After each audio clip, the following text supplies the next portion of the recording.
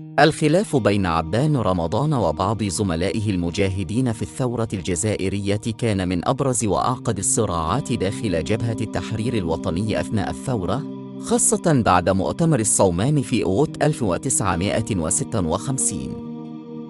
فيما يلي أهم أسباب هذا الخلاف وتطوراته. 1. بعد مؤتمر الصومال. مؤتمر الصومال أعطى لعبدان رمضان نفوذاً كبيراً في تنظيم الثورة من الداخل، لأنه أكد على أولوية الداخل على الخارج، أي المجاهدين في الداخل أهم من ممثلي الجبهة في الخارج. واعتبر أن السياسي يعلو على العسكري، أي القيادة السياسية تتحكم في القرارات العسكرية.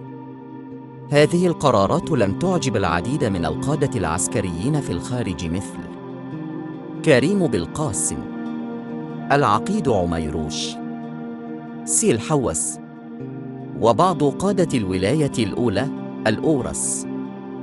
2. سبب الخلاف. العديد من المجاهدين رأوا أن عبدان رمضان استأثر بالسلطة داخل الجبهة، كان يميل إلى الهيمنة السياسية على القرارات العسكرية. لم يستشر الجميع في بعض القرارات المصيرية، كما اتهم بأنه حاول فرض فكر النخبة السياسية على حساب المجاهدين في الجبال. 3. تصاعد التوتر. مع مرور الوقت زادت الريبة والعداوة بينه وبين بعض القادة الكبار، خصوصاً كريم بالقاسم الذي كان يعتبر أن لعبدان نفوذاً مبالغاً فيه، عميروش الذي رأى أن عبدان يمس بوحدة القيادة. 4. النهاية المأساوية.